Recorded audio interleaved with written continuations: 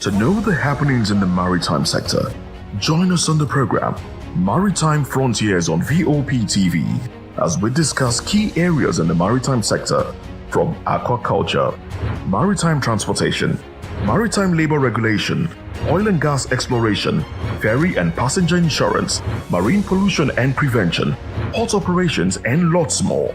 Join me on Sundays every 2 p.m. to 3 p.m. on Voice of the People TV. Maritime Frontiers, exploring Nigeria's blue economy. Welcome to today's edition of Maritime Frontiers on Voice of the People TV. My name is Amina Ochelabi. How are you all doing today? And I hope you had an amazing week. Now, earlier in the week, the National Association of Government Approved Freight Forwarders, NAGAF, has accused officers of the Zone 2 Police Headquarters in Onikon, Lagos, of unlawfully intercepting and detaining cleared containers at the Lagos port.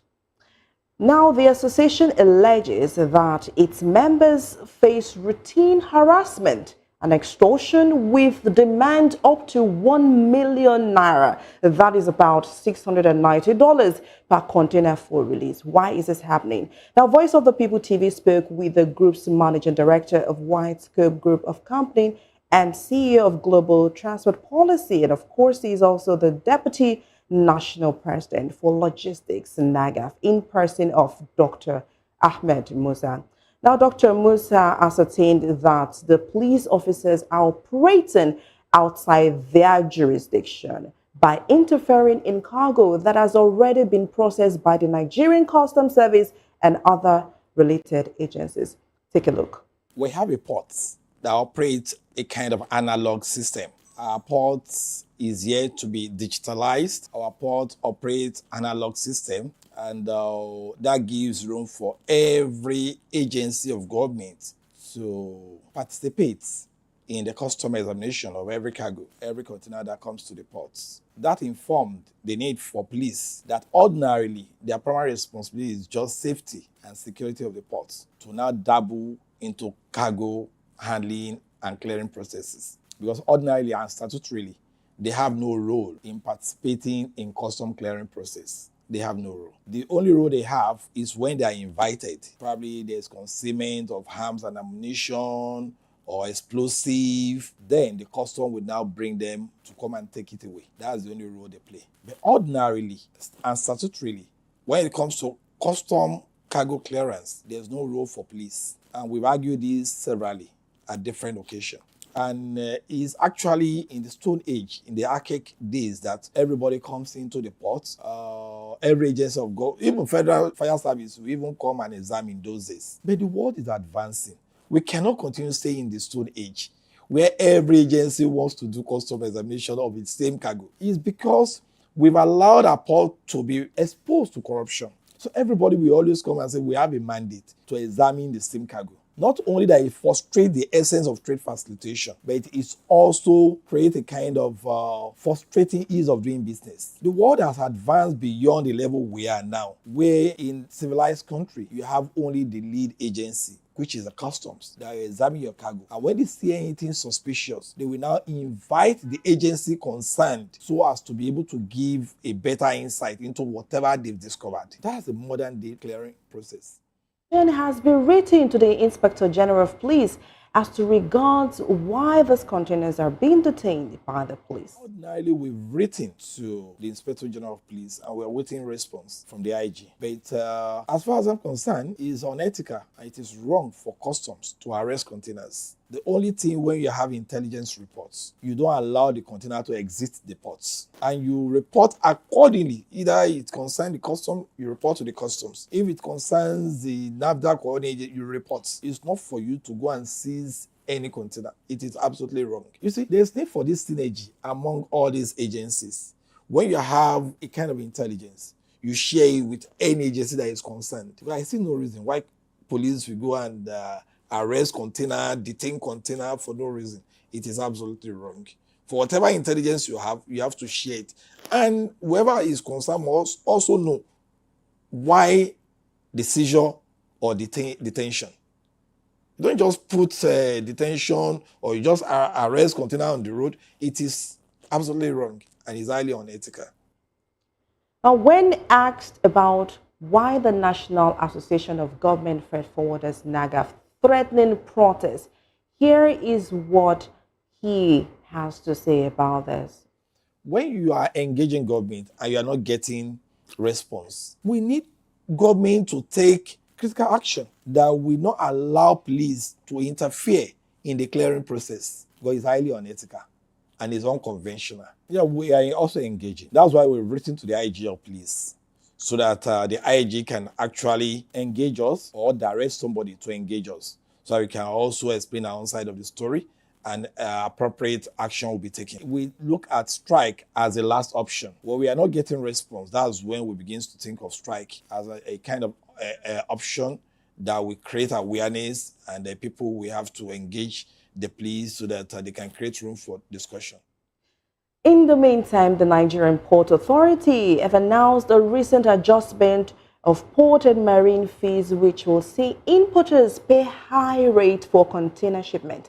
And this is set to take effect from March 10, 2025. Now, this notice sent to importers says a 20-foot container will now cost about 145,327, while a 40-foot container will be charged 290,654. It's unfortunate. The act that gives room for the port to be concessioned, or the law that gives room for the port to be concessioned, did not give room for NPA to continue increasing charges. Is abnormal because the port has been concessioned. The only thing they can do when the concessional agreement expires, they can meet whoever is going to reapply for the concession to review their prices or their charges, but not increasing the operation charges. NPA has nothing to do with operations of cargo in the ports. So they even don't have that legitimate right to even increase any charges. I think we hope that the critical stakeholders we meet urgently. The actors, the major actors in the import regime, talking about Manufacturer Association, the Chamber of Commerce, the freight forwarders, and other stakeholders, they have to meet. You see, the problem we have in the industry is because nobody is taking charge, nobody is taking responsibility, and we also don't have regulators that you can actually cry to. If we have port regulator, we won't be passing through this. And since we don't have regulator, it behoves on these critical actors to come together and put aside whatever is their ego and discuss about how to make the port to be business friendly. NPA cannot just wake up in a day and say, look, we are increasing charges. It's not done anyway. Because once NPA increase charges, terminal operator will increase charges. Shipping company will increase charges. Because all these charges will cut across. So you now have multiple charges springing up. Already the cost of doing business in Nigeria is extremely high. A lot of businesses are closing down on a daily basis. By the time these port charges now comes up again, it becomes a greater issue. Now, he mentioned the impact of high fees increase on container shipments will result to the collapse of business for importers in the country. Listen more on what Dr. Musa says. I don't know, maybe you are aware recently, we engaged Nigeria Shippers Council when they want to introduce cargo tracking note, which will come at a charge. We have the issue of custom coming with another service charges. We have NPA increasing. We have terminal operator increasing. We have shipping company increasing. Of course, nobody will import again. And that's the fastest way to kill the economy. And government needs to be very, very proactive when things like this comes up. The essence of all these increment and introduction of unnecessary charges to import regime is just to kill the economy. I'm sure you'll be aware that the custom has just been given a new target of 12 trillion, which is not achievable. Because the implication of achieving that kind of target is, number one, imports will reduce. The number of importation will reduce.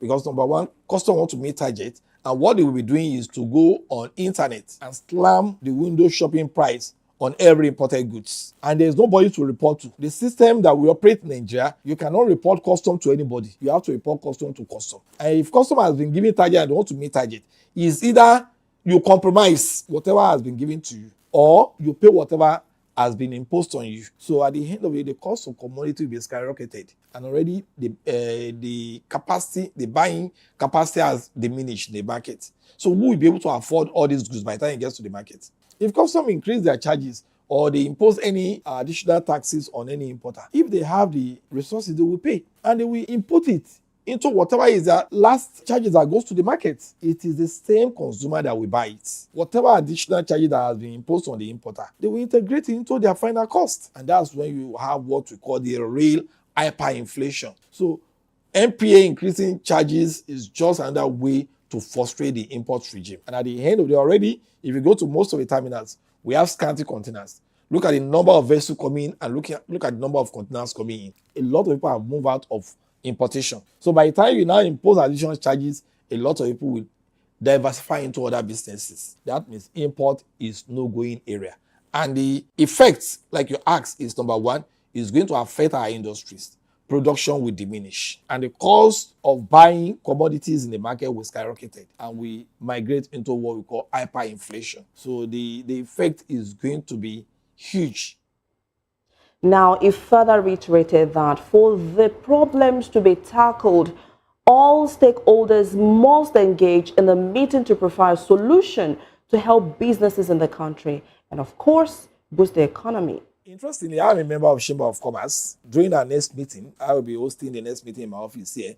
It's still part of what I'm going to present to the House. I'm a member of Chamber of Commerce, Lagos State Chamber of Commerce, American Chamber of Commerce, and NASTIMA.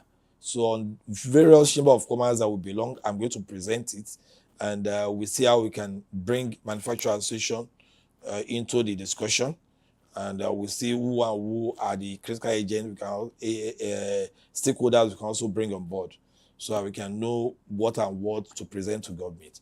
Because most of these things, government is not aware. We engage MPA because during our next meeting, the Chamber of Commerce, next meeting, we'll be talking about who we have to engage first, especially the state actors. We have to engage the state actors. We have to make them reason along with us, so it does not look as if we've not done any engagement before approaching the government. We engage them. I made them understand the implication of most of these introductions, so that at the end of the day, all of us will be on the same page. Our interest is not for them to fail in meeting their targets, but our interest is to ensure that we're all on the same page, and we look at what is obtainable that will not bring unnecessary inconvenience to the effort of government in ensuring that we revamp the economy. The economy is already nosediving. If we continue putting pressure on the economy will collapse. And if it crashes, it affects all of us. And whatever they think they want to maximize, they won't even be able to get it again. And that's why we are looking at better we engage with Jojo than war. If we can Jojo and we can engage most of these state actors, I think we will be giving them a better option that will sustain their business rather than killing the economy. You're still watching Maritime Frontiers on Voice of the People TV. To keep you updated with our programs, do follow us on all our social media platforms at VOP TV Live. And now let's go on a short break. We'll be right back. Don't go nowhere.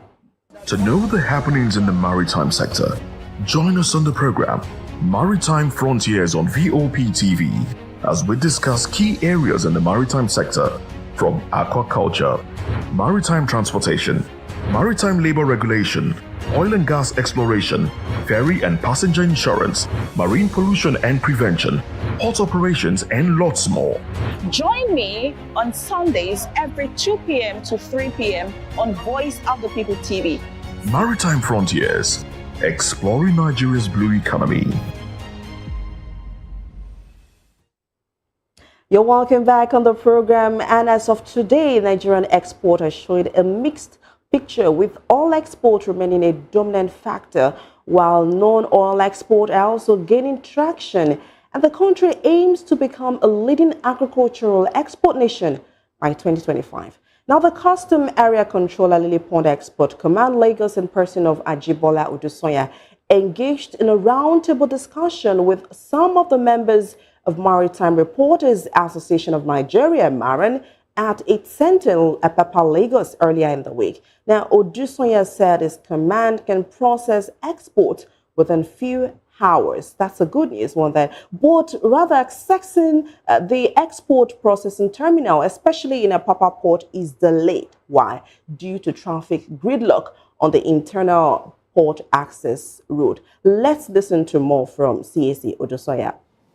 Export goods treated by Lilly Pond, giving the gating, then getting their ETO to enter the port, will only be checked by Lilly Pond officers at the gate to confirm that it has been duly treated in the office. And that checking is not that they will open the container unless it is extremely necessary, maybe based on intelligence or whatever. It is just checking, because jobs treated in the office is always sent to our officers at the entry point. It is not that we dispatch the register that they have. No, it is online. Online. So when you get to the gate, they just see their record. From there, they enter. Those coming by water, because we have some exports coming by barge into the ports too. It is the same process. Our officers, we have some of them at the gate, we have some of them at the jetty. So any goods coming, like we had one she saw last year, or some, I think about 9 or 10 containers of wood that they just loaded from one random place and entered, not knowing that our officers, they are detected there to check every goods coming into the port. So the place is so sanitized and automated that export goods now just move seamlessly into the port, either through road or through water. But I would say everything is working completely smoothly like that.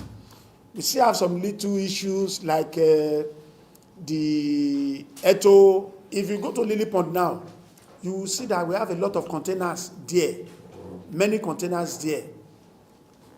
But people that are not familiar with the way we work would think that it is custom that are delaying those containers there. It is not custom. It is the logistic aspect of making those containers to get to the port that is delaying them.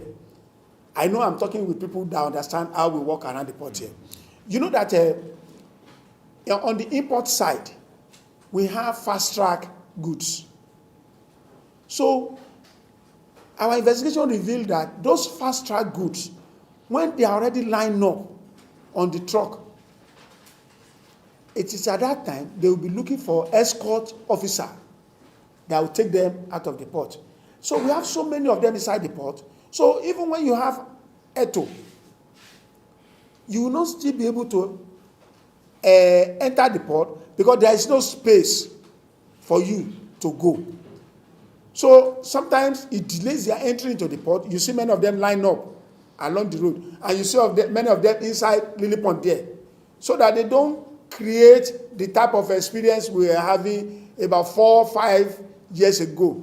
I remember 4 or 5 years ago, it would not be easy for us to access this your office here. It would be almost impossible. This place was like a mad area that time. But it is the ETO. I remember I was in Apapa that time when they were putting this thing together. I was the DC admin there. We held so many meetings, this and that, before we could get this port corridor cleared of those madness around that period. And I know around that period, many people got tired of this Apapa that they moved out of Apapa. Because even on this your road, you will see containers, you will see motorboy, you will see tout, you will see so many things happening around there. But we thank God that at least sanity prevails at the end of the day. So it is that sanity we are still trying to do in conjunction with MPA, that containers will still stay in Lilly Pond when there is no space for them to enter inside the port. Because if it is all of them, that because as they are there now, they don't have anything to do with the customs. They are already treated at their various DEW, domestic export warehouses, and other maybe areas where our officers have already examined them. We have done everything. They have all that. It is just the ETO that is making them to still stay there, because there is no space for them to enter inside the port. If those fast-track containers and other containers that are supposed to exit the port. If they don't go out of the port, there will be no space for some to enter the port. Some may not understand, because when you are passing through that bridge, you see a lot of containers in Lilly Pond. They say custom, they are delaying. If you investigate, if you do your investigation, none of them will tell you they have any custom issue. All those containers there. It's just Eto and other logistics inside the port that is making them to stay there.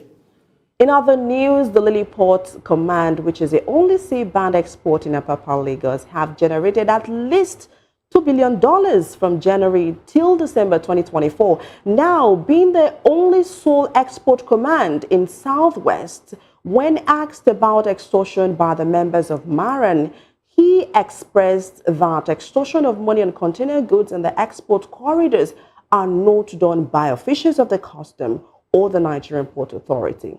Listen more on this.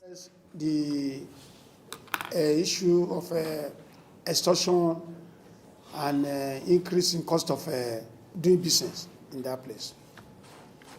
You see, when we came to that place, and when the collapse of export was done into our command, there were resistances from some agents and their collaborators, especially from the Tinker Axis. And our investigation revealed that there are some people that have constituted themselves as cabal in the export corridor, that they don't want them to be dismantled.